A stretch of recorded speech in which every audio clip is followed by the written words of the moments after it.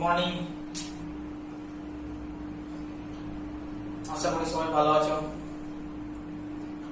এটা third class, আগে দুটো ক্লাস হয়েছে, এটা 3 নম্বর ক্লাস করাতে চলেছি। আশা করছি আগে দুটো ক্লাস দেখেছো, 3 নম্বরটা 2 নম্বরের পর থেকে স্টার্ট করছি। ঠিক আছে, তাহলে স্টার্ট করি।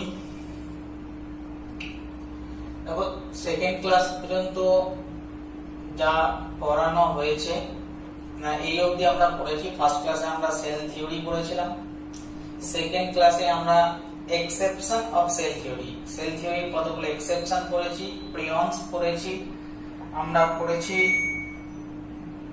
ভাইরয়েড কি জিনিস, এই কয়েকটা জিনিস পড়েছি। এবং সেই exception of the cell theory পড়তে গিয়ে আমরা ভাইরাসকে দেখেছিলাম ভাইরাস হচ্ছে একটা সেল থিওরির এক্সেপশন। না, ভাইরাসকে এই কারণে সেল থিওরি এক্সেপশন বলেছিলাম কারণ ভাইরাসের মধ্যে সাইটোপ্লাজম ছিল না, শুধুমাত্র একটা প্রোটিন কোড ছিল, আর সেই প্রোটিন কোডের মধ্যে নিউক্লিক অ্যাসিড ছিল, সেটা আইদার ডিএনএ অথবা। এখন এই ভাইরাসটাই বডির ভেতরে গিয়ে সেলের মতো নেচার শো করছিল, বাইরে সেল ছিল না, বাট বডির ভেতরে গিয়ে সাইটোপ্লাজমে তোমার সেলের সাইটোপ্লাজম ধার নিয়ে ও সেলের মতো নেচার শো করছিল। ঠিক আছে, তবে যখনই তোমার সাইটোপ্লাজমে ধার পাবে তখন এই ভাইরাসটা সেলের মতো অ্যাক্ট করবে। তার মানে ভাইরাসের মধ্যে অবস্থিত এই নিউক্লিক অ্যাসিডটাই হচ্ছে মেইন কন্ট্রোলার।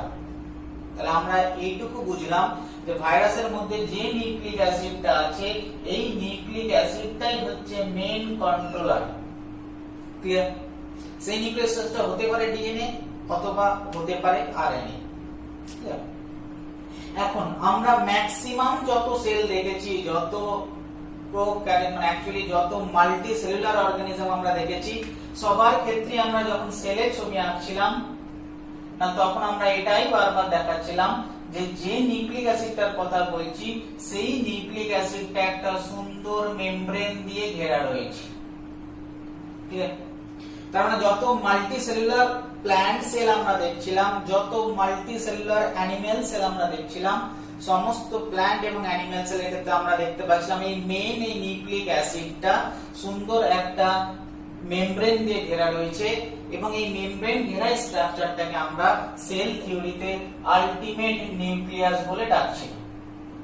ক্লিয়ার? বাট আবার যখন আমরা মাল্টি সেলুলার না দেখে আমরা বিভিন্ন ইউনিসেলুলার অর্গানিজমের দিকে যখন চোখ পড়লো, আমরা একটা ইউনিসেলুলার অর্গানিজমের দিকে যখন দেখলাম, একটা এককোষী সেলকে যখন দেখলাম তার ভেতরেও এই নিউক্লিক অ্যাসিডটা রয়েছে, বাট তার ভেতরে নিউক্লিক অ্যাসিডের বাইরে সুন্দর মেমব্রেন বাউন্ডেড কোন স্ট্রাকচার নেই। ক্লিয়ার? তাহলে এটাও একটা নিউক্লিয়াস, যে নিউক্লিয়াসের চারিপাশে কোনো মেমব্রেন বাউন্ডেড স্ট্রাকচার নেই ইউনিসেলুলার অর্গানিজমের ক্ষেত্রে। এটাও একটা নিউক্লিয়াস, বাট এর নিউক্লিক অ্যাসিডের চারিদিকে সুন্দর মেমব্রেন বাউন্ডেড স্ট্রাকচার রয়েছে, সুন্দর মেমব্রেন বাউন্ডেড। ক্লিয়ার? তো তখন তার মানে এই নিউক্লিয়াস আর এই নিউক্লিয়াস দুটো সেম না। তো সায়েন্টিস্টরা বললো ভাই নিউক্লিয়াসের আরেকটা নাম রয়েছে, নিউক্লিয়াসকে আমরা ক্যারিয়ন বলতে পারি।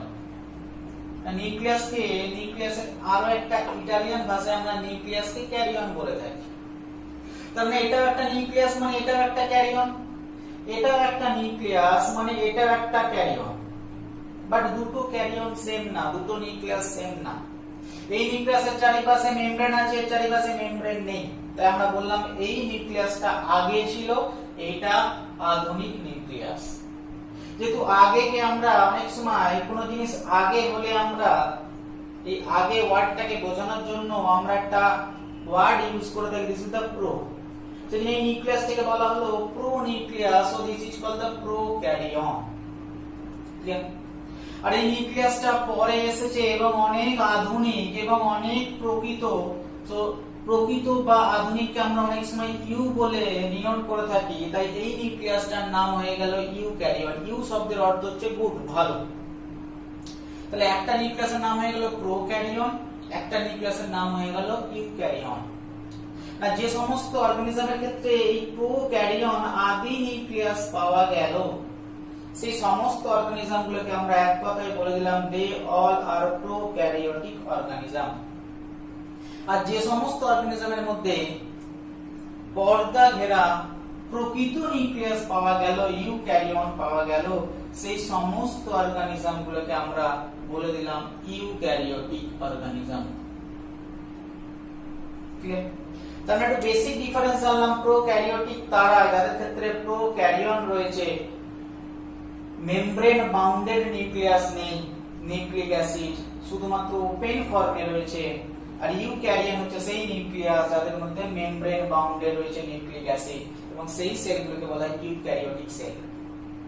এখন আমরা এটাই জানি যে যত মাল্টি সেলুলার অর্গানিজম রয়েছে, যত মাল্টি সেলুলার অর্গানিজম বলতে আমরা অ্যানিমেল কেও বলতে পারি, আমরা প্ল্যান্ট কেও বলতে পারি, সবার ক্ষেত্রে এই ইউক্যারিয়ন পাওয়া যায়, কারণ সবাই ইউক্যারিওটিক সেল দিয়ে তৈরি। বাট প্রোক্যারিয়নের কথা যখন বলবো, প্রোক্যারিওটিক সেলের কথা যখন বলবো, ম্যাক্সিমাম ক্ষেত্রে প্রোক্যারিওটিক সেল এককোষীদের ক্ষেত্রেই পাওয়া যায়, ইউনিসেলুলারদের ক্ষেত্রেই পাওয়া যায়। Clear?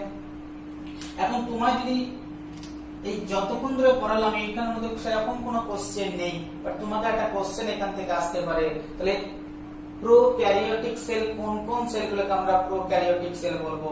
The example of prokaryotic cell. Prokaryotic সেলের কি কি এক্সাম্পল হতে পারে? ক্লিয়ার?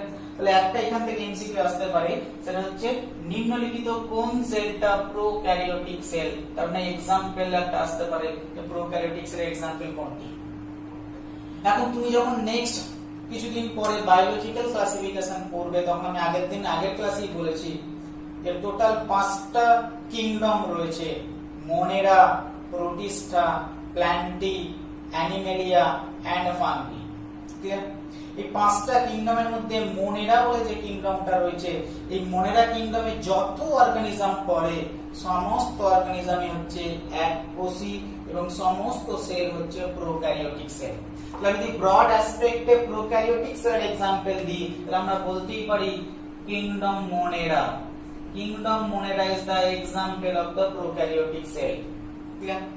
এখন তুমি এই কোশ্চেন করলে মোনেরার মধ্যে কোন কোন গুলোকে আমরা প্রোক্যারিওটিক সেলের মধ্যে ফেলে থাকি? না এনসিইআরটি আমাদের মোনেরার মধ্যে 4টে টাইপের অর্গানিজমকে ফেলেছে। কোন 4টে টাইপের অর্গানিজমকে ফেলেছে? না মোনেরার মধ্যে পড়েছে cyanobacteria, also called the blue green algae, B for blue, G for green, A for algae. Second মোনেরার মধ্যে পড়েছে অ্যাক্টিনোমাইসিটিস। ক্লিয়ার? অ্যাক্টিনোমাইসিটিস পড়েছে মোনেরার মধ্যে। আর কারা মোনেরার মধ্যে পড়ে? না যত ব্যাকটেরিয়া রয়েছে সমস্ত ব্যাকটেরিয়াই মোনেরার মধ্যে পড়ে থাকে। আর কারা মোনেরার মধ্যে পড়ে থাকে? না আরো একটা অর্গানিজম মোনেরার মধ্যে পড়ে থাকে, তার নাম হচ্ছে মিউকোপ্লাজমা। ক্লিয়ার? তার মানে অ্যাকচুয়ালি মোনেরা কিংডমের মধ্যে যত অর্গানিজম গুলো রয়েছে তার মধ্যে মেইন 4টে টাইপের অর্গানিজমকে আমরা কনসিডার করে থাকি। First cyanobacteria or blue green algae, যা সম্পর্কে তুমি মোনেরা কিংডম পড়া থেকে তোমাকে পড়ানো হবে। সেকেন্ড অ্যাক্টিনোমাইসিটিস। থার্ড পরে ব্যাকটেরিয়া, যত ব্যাকটেরিয়া আছে তোমরা যত ব্যাকটেরিয়ার নাম শুনবে সমস্ত ব্যাকটেরিয়া মোনেরার মধ্যে পড়ে, তার সমস্ত ব্যাকটেরিয়াই প্রোক্যারিওটিক। আর কি করব? মিউকোপ্লাজমা। ক্লিয়ার? এই 4টের মধ্যে এখানে তোমাকে এই দুটো কি পড়তে হবে? ব্যাকটেরিয়া সম্পর্কে পড়তে হবে, প্রোক্যারিওটিক সেল ব্যাকটেরিয়া, তোমাকে পড়তে হবে প্রোক্যারিওটিক সেল মিউকোপ্লাজমা। বাট এটা পড়ার আগে আরেকটা কোশ্চেন এখান থেকে আছে, যেটা বলে দেওয়া হয় না এই ব্যাকটেরিয়া, তুমি যদি একটা ব্যাকটেরিয়ার ইউনিসেলুলার এককোষী, ব্যাকটেরিয়াগুলো মেইনলি এককোষী হয়ে থাকে, তুমি যে একটা ব্যাকটেরিয়ার তোমাকে জিজ্ঞেস করা যে ব্যাকটেরিয়ার আকার কত বড়, ব্যাকটেরিয়া কত বড় হয়ে থাকে, না ব্যাকটেরিয়া যদি তুমি আয়তন দেখে দেখো তুমি দেখবে 3 to 5 মাইক্রোমিটার, 3 to 5 মাইক্রোমিটার। ঠিক আছে? ঠিক সেরকম তুমি একটা মাইক্রোপ্লাজমা যদি আয়তন দেখে থাকো, তুমি দেখবে মাইক্রোপ্লাজমার আয়তন হচ্ছে 0.1 to 0.3 মাইক্রোমিটার। ক্লিয়ার? তার মানে যে ব্যাকটেরিয়া এবং মাইকোপ্লাজমা দুজনাই দেখো অত্যন্ত ছোট, 3 to 5 মাইক্রোমিটার। আর একজন মিউকোপ্লাজমা এর আয়তন হচ্ছে 0 মিউকো নয় মাইকো, তাই বলছি মাইকোপ্লাজমা এর আয়তন হচ্ছে 0.1 to 0.3 মাইক্রোমিটার। এটা বলার কারণটা কি? তো তোমার কাছে একটা কোশ্চেন সেকেন্ড হয়ে থাকে এক্সাম্পল পরে, যে তোমাকে কোশ্চেন করা হলো সবচেয়ে স্মলেস্ট কোষ কি, সবচেয়ে স্মলেস্ট সেল কি? তো তোমার যে অ্যানসার অনেক বই দেখবে দেওয়া আছে ব্যাকটেরিয়া, আবার অনেক বই দেওয়া আছে মাইকোপ্লাজমা। তাহলে কি দুটো অ্যানসারই কারেক্ট হিসেবে আমরা ধরে নেব? The smallest cell is bacteria, আবার কোন বই বলছে smallest cell is the mycoplasma. তাহলে কি দুটোই কারেক্ট হিসেবে ধরে নেব? আমার কোশ্চেন হচ্ছে এটা। দুটোই স্মল, সাইজে খুব একটা বড় নয়, দুজনাই ছোট, বাট দুটোই স্মল, বাট দুটো অ্যাসপেক্টে। অ্যাসপেক্টটা কি না, তোমাকে যখন কোশ্চেন করবে স্মলেস্ট সেল, তুমি দেখবে স্মলেস্ট সেলের পরে কোন ওয়ার্ডটা লেখা আছে। তোমার যদি কোশ্চেন করে smallest cell with cell wall, তবে তার অ্যানসার হবে ব্যাকটেরিয়া। তার মানে ব্যাকটেরিয়া যদি একটা সেল হয়ে থাকে, তাহলে তার বাইরে সবসময় একটা ইম্পর্টেন্ট সেল ওয়াল পাওয়া যাবেই যাবে। ক্লিয়ার? আর তুমি যদি কোশ্চেনটা পড়ে থাকে স্মলেস্ট সেল এবং তারপরে যদি লেখা থাকে উইদাউট সেল ওয়াল, তাহলে তোমার অ্যানসার ব্যাকটেরিয়া হবে না, তখন তোমার অ্যানসার হবে মাইকোপ্লাজমা। তাহলে মাইকোপ্লাজমা হচ্ছে smallest cell without cell wall. Clear?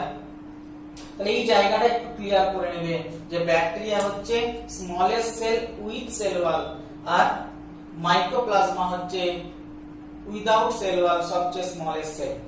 না, যখনই তুমি স্মলেস্ট সেল পড়বে, প্যারালালি তোমাকে এমসিকিউ এর জন্য আরো কতগুলো তোমাকে পড়ে নিতে হবে। তোমাকে পড়তে হবে লংগেস্ট প্ল্যান্ট সেল কি, তোমাকে জানতে হবে লংগেস্ট অ্যানিমাল সেল কি, তোমাকে প্যারালালি জানতে হবে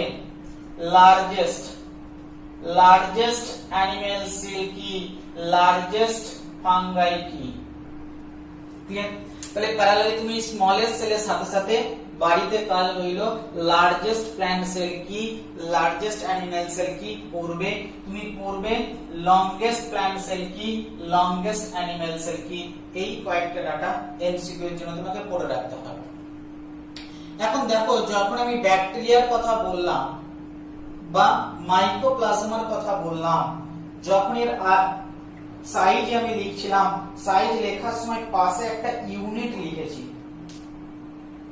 কি ইউনিট লিখেছি পাশে একটা? না, এই ইউনিটটা হচ্ছে মাইক্রোমিটার। এই ইউনিটটা হচ্ছে মাইক্রোমিটার। দেখো, এই ইউনিট নিয়ে তোমাদের খুব কনফিউশন হয়। দেখবে কয়েকটা ইউনিট খুব কমন। একটা হচ্ছে মাইক্রোমিটার, ঠিক আছে, একটা হচ্ছে অ্যাংস্ট্রম, একটা হচ্ছে ন্যানোমিটার। আজকে লিখে দিচ্ছি, এটা একদম আজকে কোন একটা জায়গায় ভালো করে লিখে রাখবে, কারণ এখন যখন তুমি ব্যাকটেরিয়া পড়বে ততক্ষণ পর্যন্ত ইউনিটটাকে তুমি মাইক্রোমিটার হিসেবে ইউজ করবে। যখন তুমি ডিএনএ পড়বে, যখনই ক্রোমোজোম পড়তে যাবে, তখন দেখবে সেখানে অ্যাংস্ট্রম ইউজ হচ্ছে অথবা ন্যানোমিটার ইউজ হচ্ছে। ক্লিয়ার? ফলে কখনো তোমাকে অ্যাংস্ট্রমের উত্তর না দিয়ে ন্যানোমিটারে দিতে পারে, আবার কখনো ন্যানোমিটার না দিয়ে অ্যাংস্ট্রম দিতে পারে। কোন কোন জায়গায় তুমি আয়তনটা অ্যাংস্ট্রমে জানো, বাট অ্যানসার তোমাকে মাইক্রোমিটারে দেওয়া আছে। ফলে এই তিনটের মধ্যে রিলেশনশিপটা তোমাকে খুব ভালোভাবে জানতে হবে। কি রিলেশনশিপটা? না, আমি লিখে দিলাম, আমি এইভাবে লিখছি, angstrom is equal to nanometer is equal to micrometer. না কি হবে? না, 1 angstrom is equal to 10 to the power -1 is equal to 10 to the power -4 micrometer. Clear? তাহলে এই জায়গাটা তোমাকে মনে রাখতে হবে। 1 angstrom is equal to 10 to the power -1 nanometer is equal to 10 to the power -4 micrometer. তার মানে 1 angstrom is equal to 10 to the power -4 micrometer. তাহলে এই কনভার্সেশনটা মনে রাখতে হবে। তাহলে 5 নম্বর ধরে তোমাকে কোনো ইউনিট দিয়ে যদি কোনো কোশ্চেন দেয়া থাকে, আশা করছি ইউনিট রিলেটেড এমসিকিউ গুলো তুমি সলভ করতে পারবে। এখানে আরো একটা ইউনিট রিলেটেড কোশ্চেন দেয়া থাকে। তোমায় কোশ্চেন করা হয় যে ব্যাকটেরিয়া বা প্রোক্যারিওটিক সেলকে মেজারমেন্ট করার জন্য সবচেয়ে অ্যাকুরেট আমরা কোন ইউনিটটাকে ব্যবহার করে থাকি। তবে এখানে লেখাই আছে আমরা কোন ইউনিটটাকে ব্যবহার করে থাকি। তাহলে অ্যাকচুয়ালি প্রোক্যারিওটিক সেল বা ব্যাকটেরিয়া সেলকে মেজার করার জন্য আমরা সবচেয়ে আইডিয়াল মাইক্রোমিটারকে ইউজ করে থাকি। ঠিক আছে, তাহলে এই কয়েকটা জায়গায় একটু ক্লিয়ার হয়ে থাকবে, কখনো যদি কোশ্চেন দেয় যেন গড়িয়ে না যায়। ঠিক আছে, কারণ আমাকে প্রোক্যারিওটিক সেল পড়তে গেলে আমাকে দুজন সম্পর্কে জানতে হবে ডিটেইলসে। একটা হচ্ছে ব্যাকটেরিয়া সম্পর্কে ডিটেইলসে জানতে হবে, আর একটা হচ্ছে মাইক্রোপ্লাজমা সম্পর্কে ডিটেইলসে জানতে হবে। তাহলে আজকে আমরা ফার্স্ট মাইক্রোপ্লাজমা পড়ব, এটা কমপ্লিট হয়ে গেলে নেক্সট আমরা প্রোক্যারিওটিক সেলের মধ্যে ব্যাকটেরিয়া পড়া শুরু করব। কারণ আমরা প্রোক্যারিওটিক সেলে এন্ট্রি করে গেছি সেকেন্ড পার্টে, এবং তার মধ্যে আমরা ফার্স্ট এক্সাম্পল মাইক্রোপ্লাজমা সম্পর্কে পড়ব।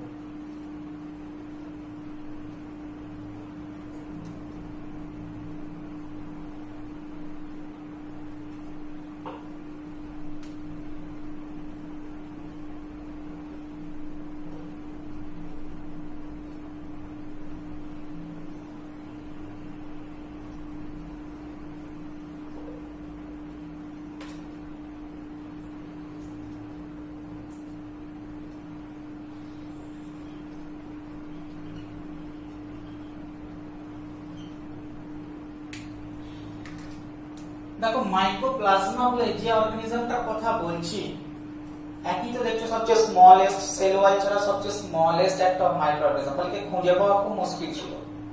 বলে যে খুঁজে পেয়েছে তার নামটা আমাকে মনে রাখতেই হবে, ক্রেডিট তো তাকে দিতেই হবে। তো দুজন সায়েন্টিস্ট ফার্স্ট মাইক্রোপ্লাজমাকে খুঁজে পেয়েছে। একজন সায়েন্টিস্টের নাম হচ্ছে নোকার্ড, আরেকজন সায়েন্টিস্টের নাম হচ্ছে রাউস। এই দুজন সায়েন্টিস্ট, একটা হচ্ছে নোকার্ড এবং রাউস, এই দুজন সায়েন্টিস্ট ফার্স্ট মাইক্রোপ্লাজমাকে খুঁজে পেয়েছিল। বাট খুঁজে কোথায় পেয়েছিল? এই মাইক্রোপ্লাজমাকে ফার্স্ট এই দুজন সায়েন্টিস্ট খুঁজে পেয়েছিল একটা ক্যাটেলের মধ্যে, একটা গৃহপালিত পশুর মধ্যে খুঁজে পেয়েছিল। কোথায় পেয়েছিল? না, এই পশুটা, এই গৃহপালিত পশুটা ক্যাটেলটা, they are suffering from pneumonia.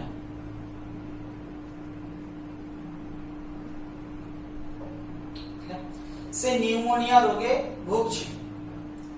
তো সেই নিউমোনিয়া রোগে তার লাংসে, এখন নিউমোনিয়া অ্যাকচুয়ালি রেসপিরেটরি সিস্টেমের প্রবলেম, তোমরা পরে পড়বে। নিউমোনিয়া হচ্ছে আমাদের রেসপিরেটরি সিস্টেমের প্রবলেম, শ্বাস প্রশ্বাস নিতে অসুবিধা হয়ে থাকে। এবার নিউমোনিয়া সম্পর্কে ডিটেইলসে বলা হবে তোমাকে, হেলথ এন্ড ডিজিজ চ্যাপ্টার পড়াতে গিয়ে বলবো নিউমোনিয়া কি জিনিস, কিভাবে হয় না হয় সবই জানবে। বাট এখন শুধু নামটা মনে রাখো, নিউমোনিয়া। এখন এই নিউমোনিয়াতে কি হয়েছিল না, আমি আমাদের হিউম্যান লাংস এর যদি ছবি এঁকে থাকি বোঝানোর জন্য, ধরো এটা হিউম্যান লাংস। তো এই লাংস এর বাইরের দিকে, আমরা সবাই জানি লাংস এর বাইরের কভারিং কে প্লুরা বলা হয় থাকে। তো আমরা সবাই জানি লাংস এর বাইরের কভারিং কে প্লুরা বলা হয় থাকে। তো এই লাংস এবং প্লুরার মাঝে দুটো রকম প্লুরা থাকে, পরে জানবে। এই জায়গাটা একটা প্লুরা থাকে, একটা ফ্লুইড পাওয়া যায়, এই ফ্লুইডটাকে বলা হয় প্লুরাল ফ্লুইড। এই ফ্লুইডটার নাম হচ্ছে প্লুরাল ফ্লুইড। এখন সায়েন্টিস্টরা জানতো যে নিউমোনিয়া ব্যাকটেরিয়া দিয়েও হতে পারে, নিউমোনিয়া ভাইরাস দিয়েও হতে পারে। ঠিক আছে, তাহলে কাল যদি নিউমোনিয়া হয়ে থাকে তাহলে তার প্লুরাল ফ্লুইডে ব্যাকটেরিয়া কিংবা ভাইরাস পাওয়া যাবে যদি কালচার ফ্লুইডটা যদি কালেক্ট করা হয়। এই ভদ্রলোক কি করেছেন, ওই ব্যাকটেরিয়া বা ভাইরাসের ওই প্লুরাল ফ্লুইড থেকে উনি কালেক্ট করেছিলেন। একটা ইনজেকশন সিরিজ দিয়ে তিনি প্লুরাল ফ্লুইডটাকে কালেক্ট করলেন, এবং কালেক্ট করার পরে যখন উনি মাইক্রোস্কোপের তলায় দেখলেন এই প্লুরাল ফ্লুইডটা, উনি এমন একটা অর্গানিজমকে দেখতে পেলেন যে অর্গানিজমটা উনি আগে কখনো দেখেননি। ঠিক আছে, তো আগে কখনো দেখেনি, ফার্স্ট পেয়েছেন প্লুরাল ফ্লুইডের মধ্যে যেটা নিউমোনিয়াকে কজ করছে, তাই উনি এই অর্গানিজমটার নাম দিয়ে দিলেন প্লুরো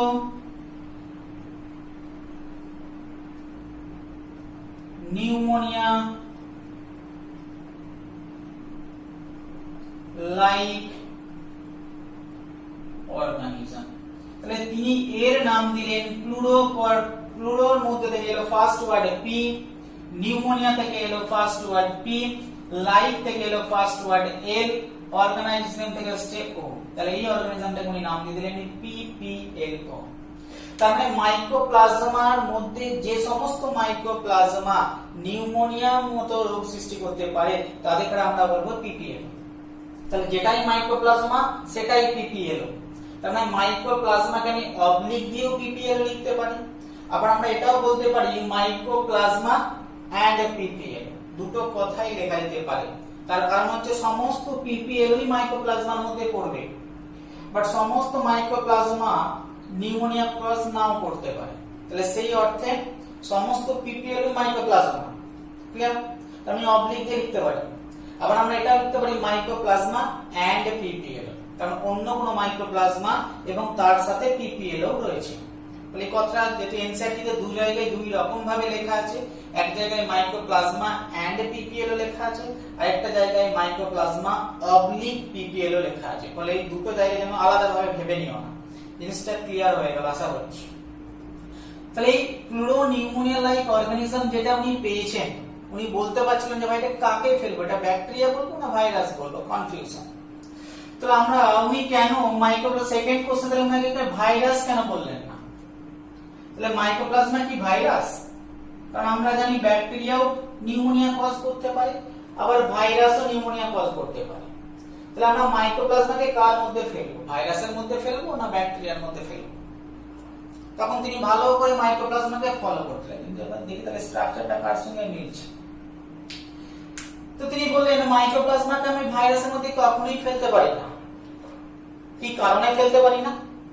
তার কারণ হচ্ছে আমরা একটা জিনিস দেখেছি, ভাইরাস তোমাদের যখন আমি পড়িয়েছি আমি বলেছিলাম এটা যদি বাইরেরটা হচ্ছে প্রোটিন কোড এবং তার ভেতরে নিউক্লিক অ্যাসিড থাকে, আর এই নিউক্লিক অ্যাসিডটা আইদার ডিএনএ হতে পারে অথবা আরএনএ হতে পারে। তার মানে যে কোনো একজন থাকবে ভাইরাসের ক্ষেত্রে, হয় ডিএনএ থাকবে নয় আরএনএ থাকবে। বাট মাইক্রোপ্লাজমাতে তিনি যখন ফলো করলেন উনি দেখলেন এর ভেতরে ডিএনএও রয়েছে আবার এর ভেতরে আরএনএও রয়েছে। তার মানে এর মধ্যে ডিএনএও আছে, এর মধ্যেও আরএনএও আছে। ক্লিয়ার? তাহলে নিশ্চয়ই এটা ভাইরাস নয়, ভাইরাসের মধ্যে একটা থাকতো, এখানে দুটো আছে। তাহলে সেই কারণে আমরা মাইক্রোপ্লাজমার মধ্যে ভাইরাসের মধ্যে ফেলতে পারি না। আর একটা কারণ আমরা দেখেছিলাম, ভাইরাস সেলের বাইরে যতক্ষণ নাকি তুমি তোমার প্রোটোপ্লাজম ধার দিচ্ছিলে ততক্ষণ পর্যন্ত সেলের মতো নেচার করতে পারছিল না। সেলের বাইরে, বডির বাইরে, হোস্টের বাইরে actually acellular or non cellular nature show করছিল। বাট তুমি যদি একটা মাইক্রোপ্লাজমাকে হোস্টের বাইরেও যদি রেখে দাও দেখবে সেখানেও ও সেলের মতো নেচার শো করছে। তার মানে without host cell it also act as a cell। তার মানে উইদাউট হোস্ট, হোস্ট ছাড়া, যেমন আমরা একটা হোস্ট হতে পারি, হোস্ট ছাড়াও আমাদের বডিতে না থাকলেও বডির বাইরেও মাইক্রোপ্লাজমা একটা সেল হিসাবে অ্যাক্ট করতে পারে। তাহলে without host it also act without host, it also act as a cell। তাহলে এই দুটো কারণে ওই দুজন সায়েন্টিস্ট ভাইকে ভাইরাস বলতে পারলেন না। তাহলে ব্যাকটেরিয়া বলবো, বলে ঠিক আছে ব্যাকটেরিয়া বলা যায় কিনা দেখা যাক। তো আমরা আমরা জানি ব্যাকটেরিয়া খুবই ছোট, ভাইরাসও যদিও ছোট। তো ব্যাকটেরিয়া কিনা জানার জন্য আমাদের একটা ফিল্টার আছে, যে ফিল্টারটাকে আমরা বলে থাকি ব্যাকটেরিওলজিক্যাল ফিল্টার। এই যে ফিল্টারটা পাওয়া যায় এই ফিল্টারটাকে আমরা বলে থাকি ব্যাকটেরিওলজিক্যাল ফিল্টার। জানলেও চলবে। এই ফিল্টারটাকে আমরা বলবো bacteriological filter. What is the function of this filter? এই ফিল্টারটার ফাংশন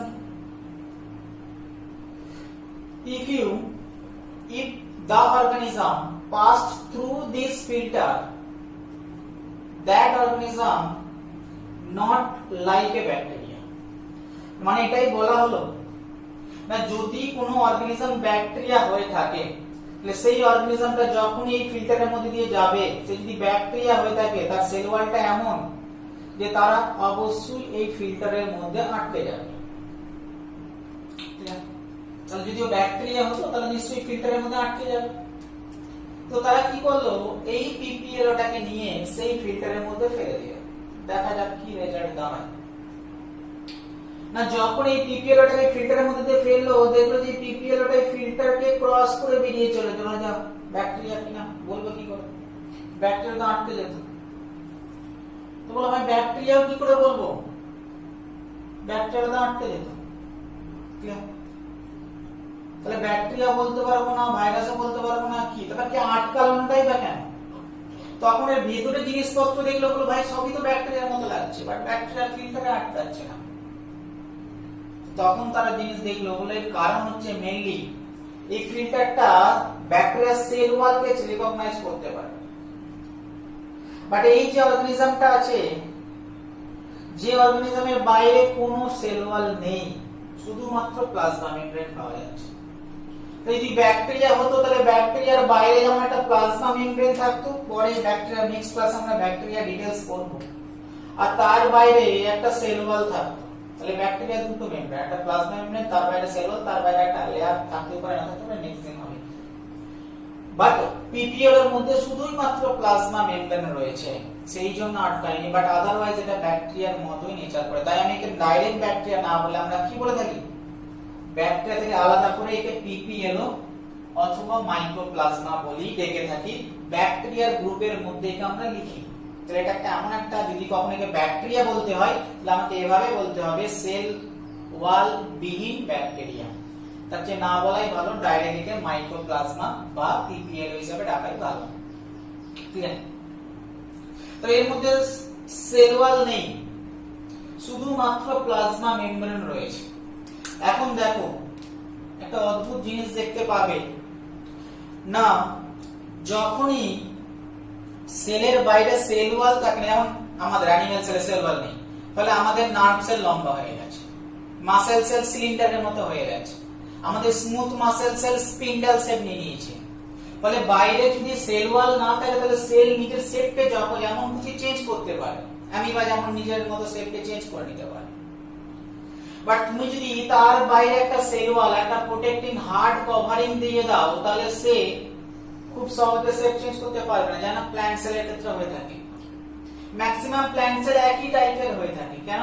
তার বাইরে একটা সেল ওয়াল রয়েছে, একটা হার্ড কভারিং রয়েছে, যেটার জন্য ও তার শেপকে চেঞ্জ করতে পারে না।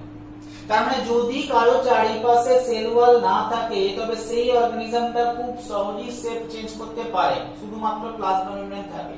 তার মানে মাইক্রোপ্লাজমার বাইরে যেহেতু সেল ওয়াল নেই, ফলে এ খুব সহজেই শেপটা চেঞ্জ করে নিতে পারবে। তার মানে খুব সহজেই বিভিন্ন শেপ ধারণ করতে পারে। তাহলে একই অর্গানিজম যখন বিভিন্ন সময়ে বিভিন্ন শেপ ধারণ করতে পারে, সেই অর্গানিজমকে আমরা বলে থাকি প্লিওমরফিক, বহুরূপী। বিভিন্ন সার্কাসে দেখবে যারা থাকে তাহলে বিভিন্ন জোকার, যাকে আমরা বলে থাকি বিভিন্ন সময় বিভিন্ন রকম সেজে আসে, এই সাজটাকে বলে প্লিওমরফিক। তাহলে এটা আমরা বলতেই পারি যে প্লিওমরফিক অর্গানিজম। এখন সার্কাসে যে প্লিওমরফিক মানুষগুলো থাকে বিভিন্ন টাইমে ছোট দেখতে, আমরা তাহলে কি বলে ডেকে থাকি, জোকার।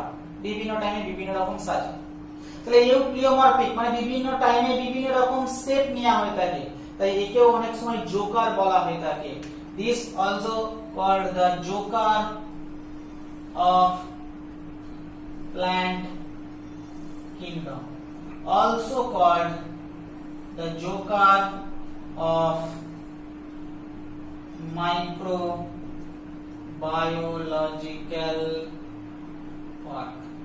এখানে প্ল্যান্ট কিংডম কতটা লিখলাম না, যখন একে ভাইরাসও নয় ব্যাকটেরিয়াও নয় হিসাবে ধরা হচ্ছিল, যেহেতু একে কোথায় ফেলবে বুঝতে পারছিল না, ফলে একে অনেকে প্ল্যান্ট হিসাবে ধরে নিয়েছিল। বাট পরে জানা গেল আপনি প্ল্যান্ট মধ্যে পড়েই না, তো সেই জন্য একে অনেক সময় বলা হতো কি Joker of plant kingdom, but তখন সেই ওয়ার্ডটাকে চেঞ্জ করে অনেকে বললো this is the joker of microbiological park.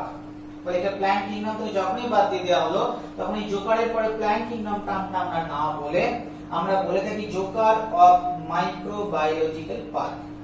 But এখন দেখো অনেক সময় কোশ্চেনটা দেয়া হয়ে থাকে যে জোকার অফ প্ল্যান্ট কিংডম কাকে বলা হয়, তাহলে অ্যানসার হবে পিপিএলও অর মাইক্রোপ্লাজমা। বাট তোমাকে যদি এইভাবে কোশ্চেন দেয়া থাকে জোকার অফ মাইক্রোবায়োলজিক্যাল পার্ক কাকে বলা হয়, অ্যানসার সেম হবে মাইক্রোপ্লাজমা অর পিপিএলও। তার মানে আমরা 6 নম্বর কোশ্চেন হিসাবে আমরা জানলাম যে পিপিএলও ডিসকভার কে করেছেন, ডিসকভারি অফ পিপিএলও। আমরা জানলাম 7 নম্বর এমসিকিউ না জোকার অফ প্ল্যান্ট কিংডম কাকে বলা হয় অথবা জোকার অফ মাইক্রোবায়োলজিক্যাল পার্ক কাকে বলা হয়। আমরা এটাও জানলাম না মাইক্রোপ্লাজমাকে আমরা ভাইরাস কেন বলি না, আমরা ভাইরাস ভার্সেস পিপিএলও, এই সব কটা আমরা জানলাম। তাহলে আমরা মোটামুটি আজকের এই এতক্ষণ পর্যন্ত ক্লাসে আমরা এই 8টা টাইপের কোশ্চেন নিয়ে আলোচনা করলাম। আমরা জানলাম প্রোক্যারিওটিক সেলের एग्जांपल কি, আমরা বললাম পুরো মনেরা কিংডমে যত অর্গানিজম তাদের আমরা প্রোক্যারিওটিকের মধ্যে ফেলে থাকি, তার মধ্যে 4টে গ্রুপ পড়ে থাকে।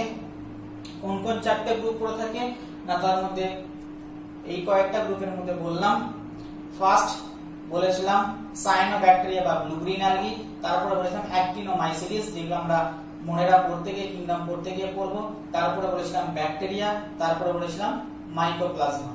ব্যাকটেরিয়া এবং মাইক্রোপ্লাজমা যখন তাহলে এই ছিল एग्जांपल।